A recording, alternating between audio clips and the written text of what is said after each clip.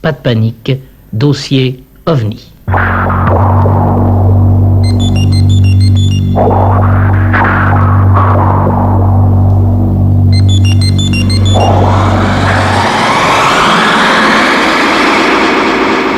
Dossier OVNI. Jean-Claude Bourret, hier nous étions au Népal avec deux instituteurs britanniques qui affirment avoir vu une boule de feu un soir dans le ciel du Népal. Et puis nous étions restés en Angleterre avec un autre sujet britannique qui lui avait pu photographier même un OVNI. Et ce soir, pour ce 14e volet de notre dossier OVNI, nous allons rester en Grande-Bretagne avec malgré tout un sujet français. Un sujet français puisqu'il s'agit de M. Paul Févelet. Il avait une vingtaine d'années à l'époque, c'était en juillet 1934. Il était en vacances en Grande-Bretagne, donc près de Southampton, où il apprenait à la fois l'anglais et les bonnes manières, puisqu'il pratiquait notamment du tennis à l'anglaise et aussi de la natation. Nous verrons que cela a une certaine importance dans cette histoire. Ce qui est intéressant, c'est que précisément cela se passe en juillet 1934 et que la première expression soucoupe volante est apparue en 1947, donc en 1934, M. Paul Févelet était bien incapable de dire, ou plutôt de baptiser, ce qu'il avait vu.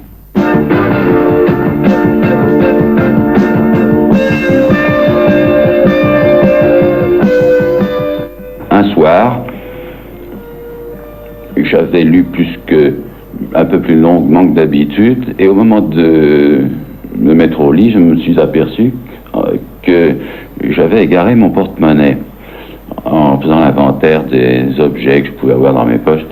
Alors ça me contrariait énormément parce que j'avais tout mon argent pour mon séjour là-bas et je voulais en avoir le cœur net. Par conséquent, je suis ressorti. Il était environ 11h30 du soir. La nuit était pure, le ciel était pur, le ciel donc étoilé, aucun nuage, enfin vraiment un beau ciel d'été. Alors, au bout de quelques minutes, je suis arrivé à cette piscine, dans la cabine que j'avais occupée, en passant ma main sur la planchette, dans la pénombre, dans l'ombre. Je trouve mon porte-monnaie. Alors, l'esprit tranquille, je n'avais plus qu'à rentrer, et je retourne donc en direction de la maison. Il y avait d'abord une très légère pente avant d'arriver au plat au bout duquel se trouvait la maison, et après il y avait la route.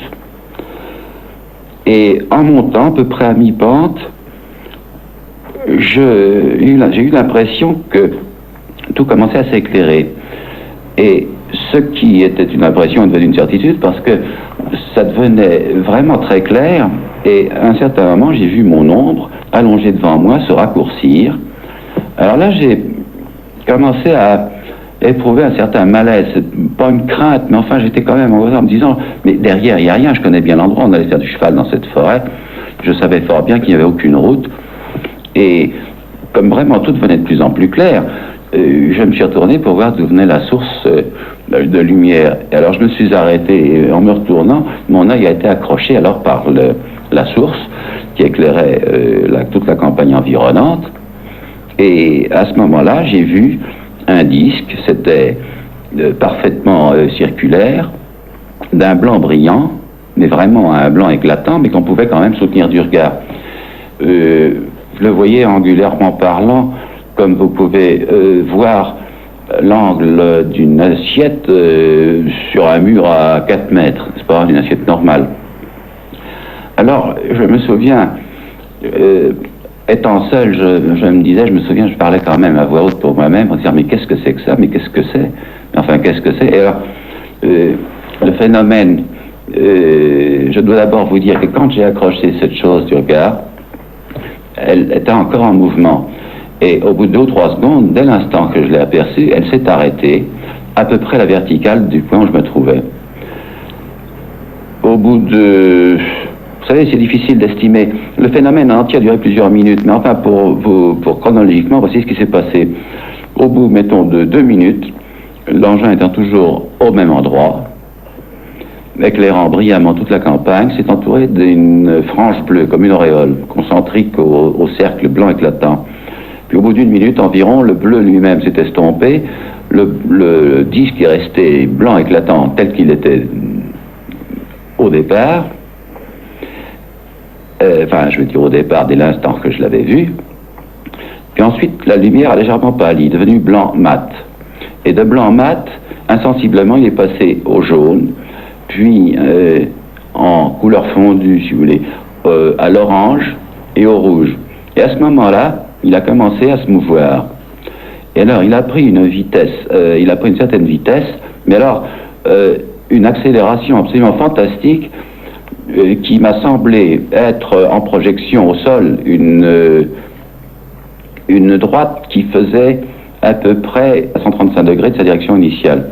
Après un temps d'arrêt qui a duré en totalité, vous savez, c'est approximatif parce que moi je n'avais pas de montre évidemment, je pensais pas à tout ça, et il a disparu en 10 ou 12 secondes, il s'est confondu comme un petit point rouge, il a disparu sur le fond des étoiles. Et alors, il est évident que à l'époque, je n'avais jamais entendu parler de phénomènes semblables.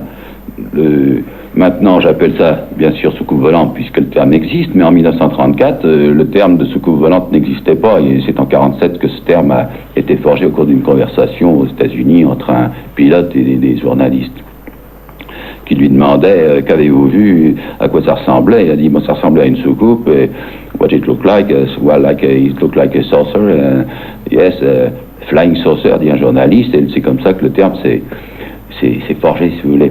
Mais alors, 13 ans avant, donc, c'était en 1934, moi j'avais jamais entendu parler de ça. Alors quand je suis rentré finalement, en disant, mais qu'est-ce que je viens de voir là, j'ai réveillé un compagnon anglais, et le pauvre garçon disait, mais qu'est-ce que tu veux, qu'est-ce que tu as à me raconter, c'est idiot, ça ne tient pas debout, laisse-moi dormir. Vous êtes donc certain d'avoir vu un ovni? Ah, je suis certain. Alors, pour moi, il n'y a absolument aucun doute là-dessus. Je suis formel.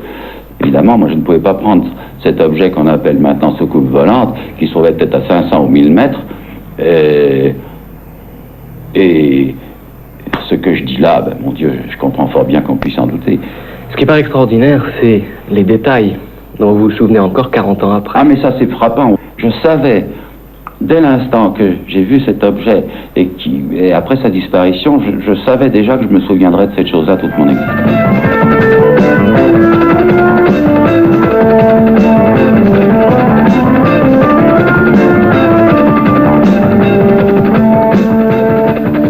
Eh bien, après cette enquête réalisée par l'un de nos confrères de la station de Nantes, nous allons faire un bond de 40 années dans le temps. Nous étions en juillet 1934, nous allons passer en février 1974 et très précisément au 14 février, c'est-à-dire hier, à Decize, dans la Nièvre, et oui encore, car nous avons diffusé, je vous le rappelle, il y a très peu de temps, le témoignage d'un ingénieur qui avait très nettement vu un ovni. Eh bien, il semble qu'il y ait dans la Nièvre des engins volants non identifiés qui se promènent, puisque un gendarme en a vu un à la Jumelle pas plus tard qu'hier soir, et François Causse a mené son enquête. Cet objet était d'une grosseur apparente, je vous dis ça approximativement, de 10 à 20 fois celle des plus grosses étoiles. 10 à 20 fois la grosseur apparente des plus grosses étoiles. À une distance assez grande que je ne peux pas vous chiffrer. Il émettait une luminosité très intense, d'une couleur jaune verdâtre très pâle, dont la brillance variait énormément. C'était tellement lumineux qu'on distinguait un halo très large tout autour de l'engin. Et alors, cet objet, est-ce qu'il évoluait? Il faisait un vol stationnaire, apparemment. Je l'ai observé à la jumelle, j'avais des jumelles sous la main. Je l'ai observé, son vol était sensiblement stationnaire avec de toutes petites évolutions en hauteur. Il baissait, il remontait légèrement, lentement, et sur place, surtout. Il passait de la position horizontale à la verticale, restant à un certain moment à l'oblique. Alors, la forme, j'ai pu distinguer la forme à la jumelle uniquement. À l'œil nu, on voyait moins bien. La jumelle permettait de déterminer l'objet mieux dans son halo.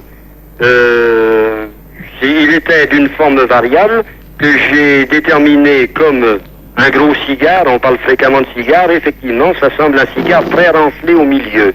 Finalement, la luminosité est allée en déclinant. Cet engin a paru s'élever en s'éloignant de nous. Oui, et maintenant les gendarmes de Decize attendent cet ovni, lunettes et appareil photographique au point.